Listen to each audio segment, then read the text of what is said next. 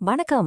French மொழியில என்னுடைய, உன்னுடைய இந்த மாதிரி வார்த்தைகளை எப்படி கரெக்ட்டா சொல்றதுன்னு என்னைக்காவது யோசிச்சிருக்கீங்களா? இன்னைக்கு நாம இந்த பொசெசிவ் அட்ஜெக்டிவ்ஸ பத்தி தான் முழுசா தெரிஞ்சுக்க போறோம். இத கத்துக்கிட்டீங்கன்னா உங்க பிரெஞ்சு பேச்சு அடுத்த லெவலுக்கு போறது நிச்சயம். வாங்க ஆரம்பிக்கலாம். பாத்தீங்களா? நான், நீ, அவன்னு சொல்றது ஓகே. ஆனா என் நண்பன், அவளோட பை, அவனோட கார்னு பேசாம நம்மளால ஒரு நாள் கூட இருக்க முடியாது இல்லையா? இதெல்லாம் பிரெஞ்சுல எப்படி சொல்றது? அதுவும் தப்பில்லாம தெளிவா எப்படி சொல்றது? அதுதான் இன்னைக்கு நம்மளோட கேள்வி. இதுக்கான பதிலத்தான் நாம ஒன்னா சேர்ந்து கண்டுபிடிக்க போறோம். சரி, நாம என்னென்னலாம் பார்க்க போறோம்னு ஒரு சின்ன ஓவர்வியூ. முதல்ல இதோட அடிப்படை என்னன்னு புரிஞ்சுக்கலாம். அப்புறம் பிரெஞ்சோட ஒரு தங்க விதிய கத்துக்க போறோம். அதுக்கப்புறம் ஒருமை, பன்மை, உரிமையாளர்களை பத்தி பார்த்துட்டு ஒரு ஸ்பெஷல் ரூலையும் தெரிஞ்சுப்போம். கடைசியா ஒரு சின்ன பிராக்டிஸ் டெஸ்ட். சிம்பிள் தான். ஓகே, முதல் பகுதிக்குள்ள போலாம். பிரெஞ்சு இலக்கணத்தோட ஒரு முக்கியமான அம்சம் இந்த உடைமை உரிச்சொற்கள், அதாவது பொசெசிவ் அட்ஜெக்டிவ்ஸ்.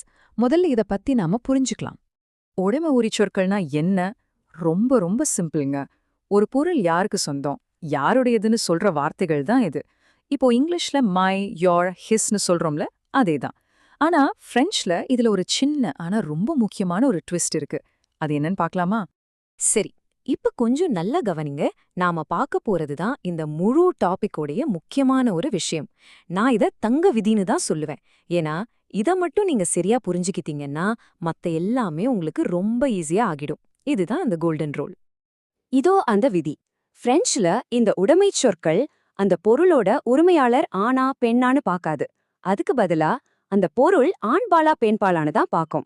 கொஞ்சம் குழப்பமா இருக்கா? இருங்க சொல்றேன். அதாவது அந்த வார்த்தை எதை வச்சு மாறும்னா பொருள் என்ன பாலினம்னு வச்சுதான் மாறுமே தவிர அதை வச்சிருக்கிறவங்க ஆணா பெண்ணான்றத வச்சு மாறாது. இதுதான் இங்கிலீஷ்க்கும் பிரெஞ்சுக்கும் இருக்கிற பெரிய வித்தியாசம். இந்த உதாரணத்தை பாருங்க, உங்களுக்கு கிறிஸ்டல் கிளியர் ஆயிடும். இப்போ இங்கிலீஷ்ல ஒரு பையனோட அம்மானா ஹிஸ் மதர்னு சொல்லுவோம், ஒரு பொண்ணோட அம்மானா ஹர் மதர்னு சொல்லுவோம். ஆனா பிரெஞ்சுல பாருங்க, ரெண்டுக்குமே சா மேர் தான். எப்படி? ஏன்னா இங்க சான்ற வார்த்தை அந்த பையனையோ பொண்ணையோ பார்க்கல. அது மேர், அதாவது அம்மாங்கிற பெண்பால் வார்த்தையை மட்டும்தான் பாக்குது. அதனாலதான் ரெண்டுக்குமே ஒரே வார்த்தை. இப்போ அந்த தங்க விதி புரிஞ்சிருச்சுல? சரி, அந்த கோல்டன் ரூலை மனசுல வச்சுக்கோங்க. இப்போ நாம முதல் செக்ஷனுக்கு போலாம். ஒரு பொருளுக்கு உரிமையாளர் ஒரே ஒரு ஆளா இருந்தா, அதாவது நான், நீ, அவன், அவள் இவங்கள பத்தி பேசும்போது என்னென்ன வார்த்தைகளை பயன்படுத்தணும்னு டீட்டெயிலா பார்க்கலாம். வாங்க இந்த அட்டவணைய ஒன்னா பார்க்கலாம். ரொம்ப சிம்பிள். இப்போ உரிமையாளர் நான், அதாவது ஜேன்னு வச்சுப்போம்.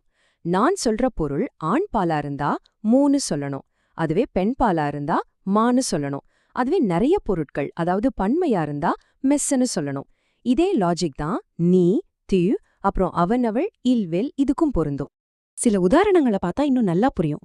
முதல் வாக்கியம் ஜெம் மோ பேர், அதாவது நான் என் அப்பாவை நேசிக்கிறேன். இங்க பேர், அதாவது தந்தை, ஆண்பால், அதனால மோ யூஸ் பண்றோம். அடுத்து இலெம்சா மேர், அவன் அவனோட அம்மாவை நேசிக்கிறான். இங்க மேர், அதாவது தாய், பெண்பால், அதனால சா வருது. கடைசியா தியூ எம் தே ஃப்ரேர், நீ உன்னோட சகோதரர்களை நேசிக்கிறாய். இங்க ஃப்ரேர் பன்மை, ப்ளூரல், அதனால டே வருது. பாத்தீங்களா? எல்லாமே அந்த பொருளை வச்சுதான் மாறுது. சூப்பர். இப்போ சிங்கிளா ஓனர்ஸ், அதாவது ஒருத்தர் மட்டும் இருந்தா என்ன செய்யணும்னு பார்த்துட்டோம். அடுத்து உரிமையாளர்கள் நிறைய பேர் இருந்தா, அதாவது நாம், நீங்கள், அவர்கள்னு வரும்போது எப்படி சொல்றதுன்னு பார்க்கலாம் வாங்க. உங்களுக்கு ஒரு நல்ல செய்தி. இந்த பகுதி முன்னாடி பார்த்ததை விட ரொம்பவே ஈஸி. ஏன்னா உரிமையாளர்கள் பன்மையா இருக்கும்போது அந்த பொருள் ஆண்பாலா பெண்பாலான்னு நம்ம கவலையே பட தேவையில்ல. அந்த பொருள் ஒன்னா இல்ல நிறைய இருக்கான்னு மட்டும் பார்த்தா போதும். இப்போ நாம், நூன்னு எடுத்துக்கிட்டா பொருள் ஒன்னே ஒண்ணுனா நோத்ரு, நிறைய இருந்தா நோஸ். அவ்வளவுதான். சிம்பிள் இல்ல? இது பாருங்க, ஒரு நல்ல உதாரணம். நூ ஜேமோ நோ பேரோன், அதாவது நாங்கள் எங்கள் பெற்றோரை நேசிக்கிறோம். இங்க பேரோங்கிறது ப்ளூரல், பன்மை. அதனால நாம நோங்கிற வார்த்தையை யூஸ் பண்றோம். அவ்வளவுதான். சரி, இப்போ ஒரு சின்ன ஆனா ரொம்ப சுவாரஸ்யமான விதிவிலக்கு பத்தி பார்க்கலாம். இத ஒரு கஷ்டமான ரூல்னு நினைக்காதீங்க. ஒரு நேட்டிவ் ஸ்பீக்கர் மாதிரி பேசுறதுக்கான ஒரு ப்ரோ டிப்னு நினைச்சுக்கோங்க. ரூல் என்னன்னா, ஒரு பெண்பால் வார்த்தை ஒரு உயிர் எழுத்துல, அதாவது வவ்வல்ல ஆரம்பிச்சா அங்க நாம மா, தா, சாவ பயன்படுத்தக்கூடாது. எதுக்குன்னா அப்படி சொன்னா உச்சரிக்கிறதுக்கு கொஞ்சம் கஷ்டமா இருக்கும். அந்த உச்சரிப்பை ஈஸியாக்குறதுக்காக அதுக்கு பதிலா ஆண்பாலுக்கு யூஸ் பண்ற மா, தா, சான்னு யூஸ் பண்ணுவோம். இது முழுக்க முழுக்க உச்சரிப்புக்காக தான். இந்த உதாரணங்கள பாருங்க, சூப்பரா புரிஞ்சிடும். அமீனா தோழி, இது ஒரு பெண்பாள் வார்த்தை. ஆனா அது ஏன்ற வவ்வுல்ல ஆரம்பிக்குது. அதனால மா அமீன்னு சொன்னா 2 வவ்வுல் சவுண்டு ஒன்னா வர்ற மாதிரி இருக்கும். அதுக்கு பதிலா மான் அமீன்னு சொல்றோம். இப்போ சொல்லி பாருங்க, எவ்ளோ இயல்பா அழகா இருக்கு. இதே லாஜிக் தான் தோன்னே கோல்க்கும் சோன்னே துதியாந்த்க்கும். சரி, நாம இப்போ தியரி எல்லாம் பார்த்துட்டோம். இப்ப நம்ம கத்துக்கிட்டதை எல்லாம் டெஸ்ட் பண்ணி பார்க்க வேண்டிய நேரம் வந்தாச்சு. ஒரு சின்ன டெஸ்ட். உங்க புது திறமைகளை சோதிச்சு பார்க்கலாமா? உங்க அறிவ சோதிக்க நீங்க தயாரா? ரெடியா இருங்க. இதோ முதல் கேள்வி. இந்த வாக்கியத்தை நீங்க தான் முடிக்கணும். பால் பார்ல ஆ டேஷ் சர். அதாவது பால் அவனுடைய சகோதரியிடம் பேசுகிறான். அந்த டேஷ்ல என்ன வரும்?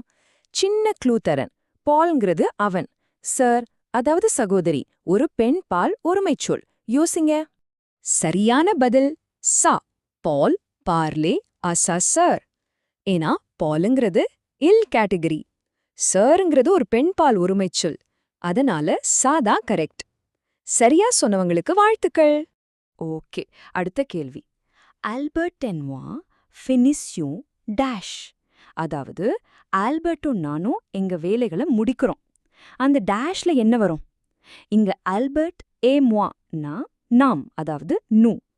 த்ராவோஸ் னா வேலைகள், அதாவது பன்மை. கண்டுபிடிங்க பாப்போம். சரியான பதில் நோ.